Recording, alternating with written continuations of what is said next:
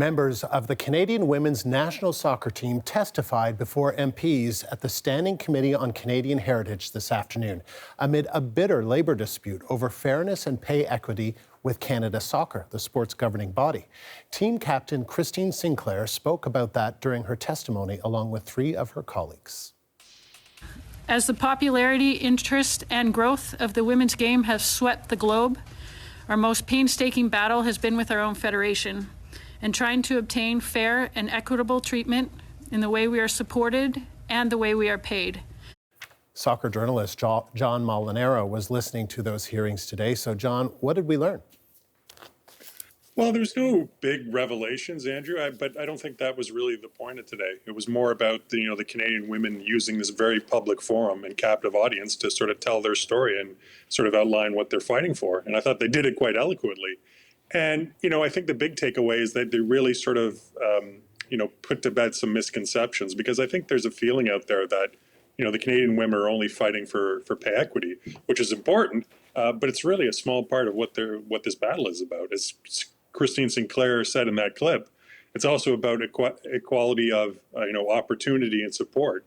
The women want the same sort of level of funding and resources as the men do, especially in a World Cup year.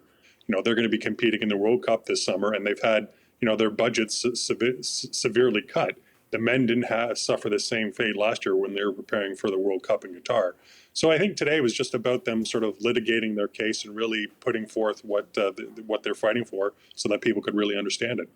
So that people can understand it, but as you say, it is the World Cup this year. So where do things go from here, where there's clearly some anger, some frustration, all kinds of, legitimate concerns? Yeah, I don't see a labor deal getting signed anytime soon, just based on what I saw today.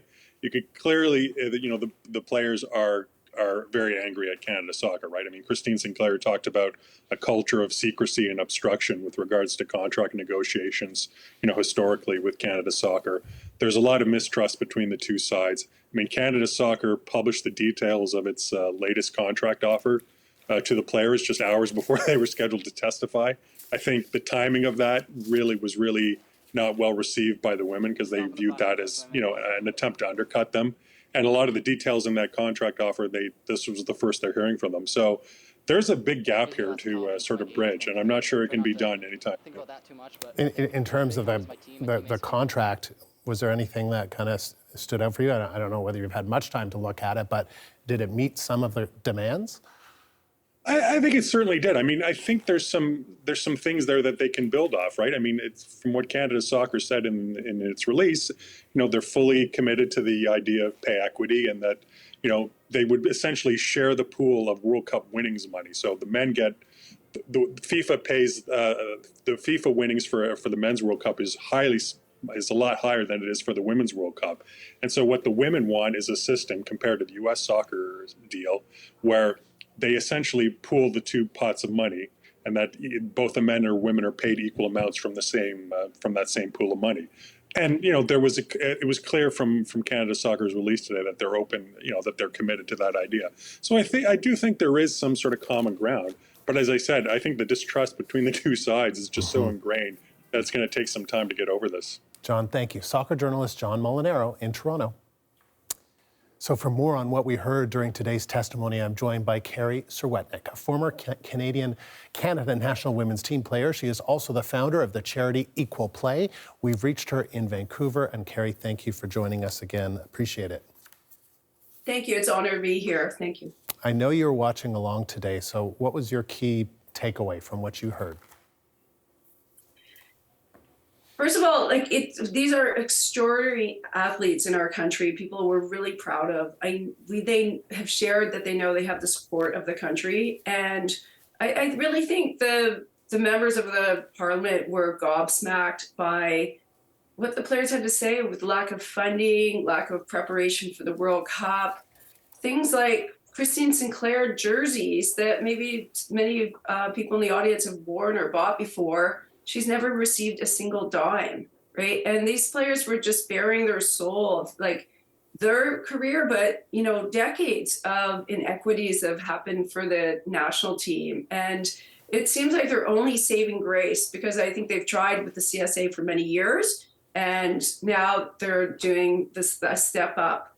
What happened for me personally was really interesting because 11 years ago, I went to Hetty Fry when I started Equal Play just to her office, and she's chairing this committee to complain. Like, we're going to host the World Cup in 2015, and men are in charge of everything. They're all in the paid positions, you know, national team issues, etc. Right? It was. I mean, this has been going on forever, and it obviously isn't, you know, fair for these players, and it's taken so much courage and leadership for them to get to this point. So we should be proud of them.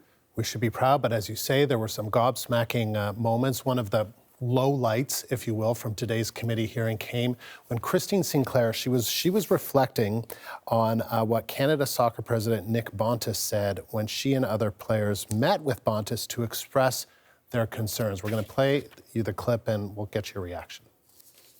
I've never been more insulted than I was by Canada Soccer's own president, Nick Bontis, last year as we met with him to discuss our concerns.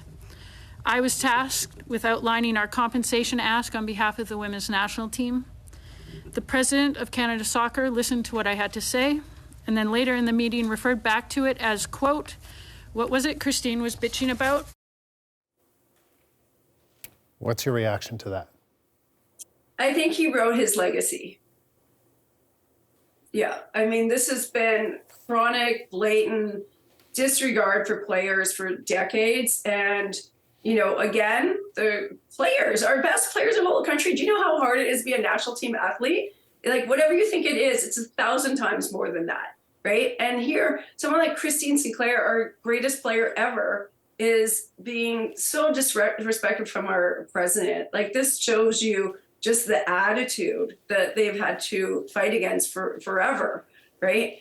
You know, one argument always came up is, well, the men are more important because if they make the World Cup, they get like $10 million when it comes to association, so we need to put more funding into them.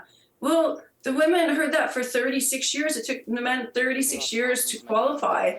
And to me, it sounds a bit like, you know, in some cultures, girls are told, well, the boy should go to school because one day he's going to get a job and support the family. It's the same kind of mentality where they're seen as less important, and therefore let's not give the resources they need. So, I mean, they've been to 8 World Cups. They're going to the 8th World Cup. They've won 3 Olympic medals.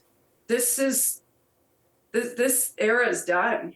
It's time for a massive change, and I think they're in the right direction, you know, hopefully. So the right direction is part of the right direction, and this comes from Canada, the players that have accused Canada Soccer of not being financially transparent. Why is transparency so important in terms of equity? That's a great question. I have known people for years who've tried to get a hold of, you know, the audit. They, you know, and they just can't, right? It seems to be a bigger secret than the Coca-Cola formula, right? No one seems to know these details because then you can actually see where the spending's going. And it's been something the CSA has been hiding for years. And one thing that comes to my mind too is, who is the CSA? We keep saying the word CSA, like, there are people behind that name that are making these decisions. Who are these people specifically? I think that needs to be called out more and make it so it's not just this veil, right? It's like Joe's saying this or Johnny.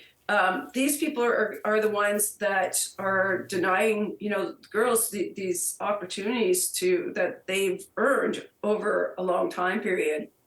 So that's why it's important. Carrie, thank you. Carrie Serwetnik is the founder of Equal Play FC. She also played for Canada's national team for 10 years. We reached her in Vancouver.